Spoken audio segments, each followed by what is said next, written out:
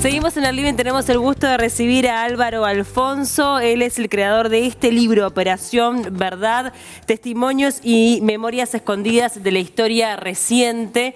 Es su 15º libro. 12 los dedicó a la historia reciente, así que es un gran investigador de este tema. Gracias por acompañarnos. No, gracias por la invitación. Bueno, venís trabajando en todo este tema de la historia reciente desde hace ya muchísimos años. ¿Por qué fue que decidiste investigar y que tu pasión periodística esté en esa área? Bueno, en realidad cuando iba al liceo me gustaba mucho la historia y ahí empezó, digamos, esa idea de investigar. Y luego trabajaba en Radio El Espectador y salía a la 1 de la mañana. Y era la época que se hacían racias, si no tenías cédula, te llevaba. Y dije, bueno, algún día voy a tener que escribir sobre todo este proceso. ¿Cuántos años tenías tú cuando fue la dictadura en nuestro país? 14. Eras chico, o sea que, sí. Pero igual obviamente que la recordás claramente. Claro, pero la vivía intensamente porque en aquella época, en la secundaria, ya había las manifestaciones, también el tema del secuestro de Sergio Molaguero, porque iba a Santa Lucía. Ese episodio fue importante para la ciudad y que aquellos que estamos estudiando por las distintas marchas que se realizaban lo sentimos intensamente. Claro. Operación Verdad tiene como tema central la ley de caducidad, pero obviamente que va al pasado y también qué es lo que ocurre después, porque uno tiene que entender el todo, ¿no? Atraviesa varias décadas de nuestro país. En realidad se trata de una investigación de 75 años, abarca ese periodo, relacionado con la Guerra Fría y las reminiscencias que todavía hoy tenemos en el país, porque estamos viviendo prácticamente lo mismo. Es decir, de 1947 a 1991, el desarrollo de la Guerra Fría, Estados Unidos y la Unión Soviética no se enfrentan militarmente entre sí, pero generan en todo el mundo guerras internas y bueno, nosotros la tuvimos en la década de los años 60 y 70. Y bueno, ¿qué fue todo ese colorario que hoy seguimos viviendo? Porque hoy está presente como estuvo hace 20 o 30 años atrás, más allá del enfrentamiento. ¿Por qué lo sentís tan presente? Y porque hoy estamos, hubo una marcha, lo del 14 de abril, siempre está presente. Sí, no, forma parte también de nuestra historia, estamos hablando de 50 años hacia atrás, no tanto. Al día de hoy siguen personas desaparecidas, ¿no? De sus familiares. Año 86. Esta marcha empieza en el año 86, pero ¿por qué el 20 de mayo? En realidad se debió al asesinato de Selmar Michelini y Héctor Gutiérrez Ruiz en Argentina. Al cumplirse la década se hace la marcha, pero por eso. Luego, con el paso de los años, tomó como la marcha de los desaparecidos, pero en realidad empieza por lo de Michelini y Gutiérrez Ruiz. Porque fue el 20 de mayo, por eso se realiza el 20 de mayo, o se realizó.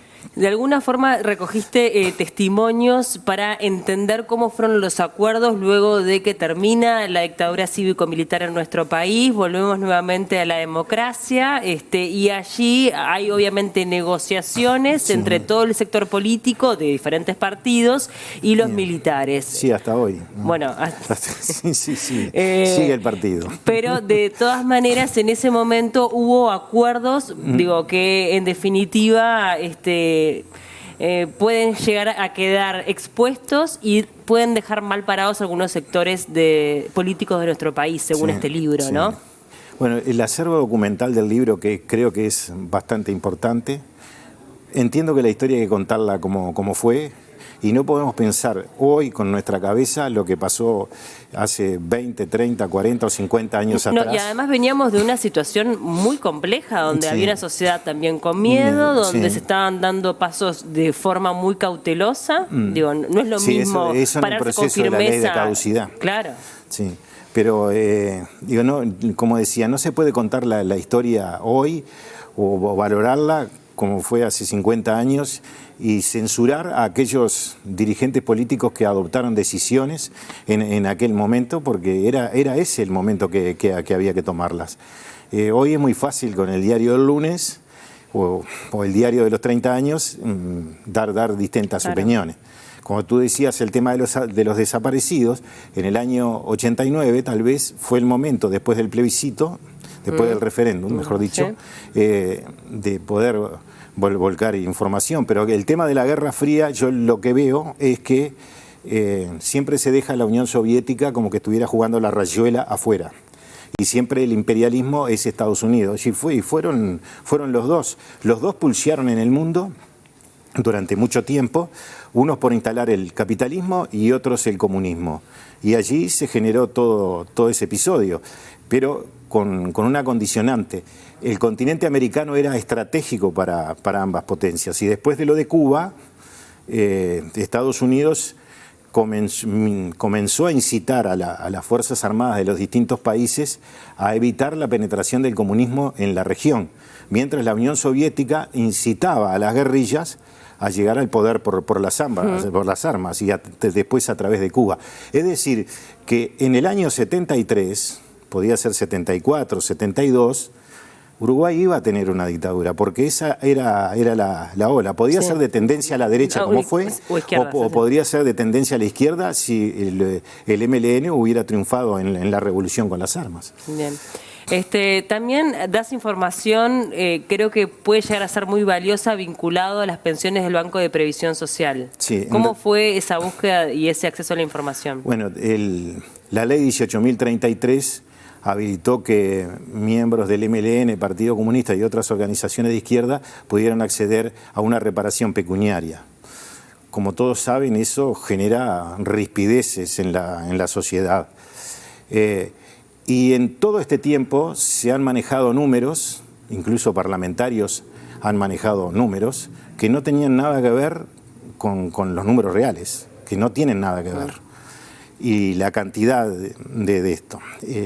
Hay un pedido de informes que realizó el diputado Nelson Rodríguez de Maldonado en el año 2008, donde allí se da cuenta de cuántas personas se habían presentado por esa reparación. Eran más de 9.000 en aquel momento, habían habilitado 4.000 y algo, no habían sido aceptadas el reclamo de más de 500 personas, y bueno, y estaban otras pendientes.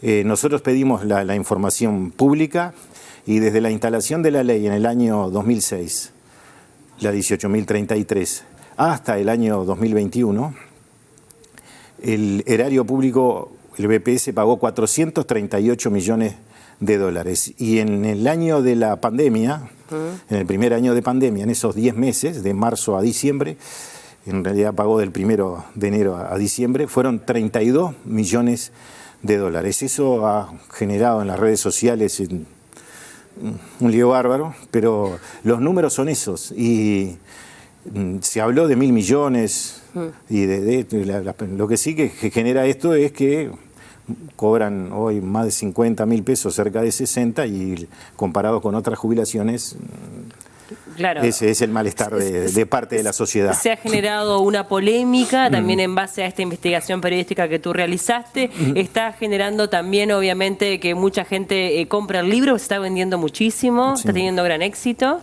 Y bueno, y decirle que está disponible. Pero con un detalle de esto de las pensiones. Entre el año 85 y el año 86, cuando se buscaba una solución después de aprobarse la ley de amnistía para las organizaciones de izquierda, la ley 15.737, y se buscaba una solución por el tema de los militares, por las violaciones a los derechos humanos. En las conversaciones que se realizaron básicamente en el final o por mucho tiempo en la casa del entonces ministro del Interior, Antonio Marquesano, participaron miembros del MLN, por ejemplo Julio Marenales, y en aquel momento ya se pidió, lo que se concretó 20 años después en el primer gobierno del Frente Amplio con Tabaré Vázquez en la presidencia de la República. Bien, invitamos a todos, Álvaro, Alfonso, a que adquieran este libro Operación Verdad, que también puedan leer tus otros libros, porque en definitiva hay algún punto de conexión entre otros libros y esto. En realidad, no se puede escapar. No se puede escapar, exactamente. Y bueno, ¿ya estás trabajando en el siguiente? Sí, es el tomo 2 de Operación Verdad. El tomo 2 va a tener los años de la dictadura, porque en el libro hay documentos de más de 24 años, entrevistas de más de 24 años, por ejemplo, de una a Mujica y otra a Juan María Bordaberry, está en este libro. Ahora, en el tomo 2, será todos los años de la dictadura y también lo que ocurrió en la República Argentina, porque allí hay mucho para... De verdad que sí, es una investigación muy extensa esa. Muchas gracias por tu tiempo. No, gracias a ustedes por la invitación. Quedan todos invitados a adquirir el libro.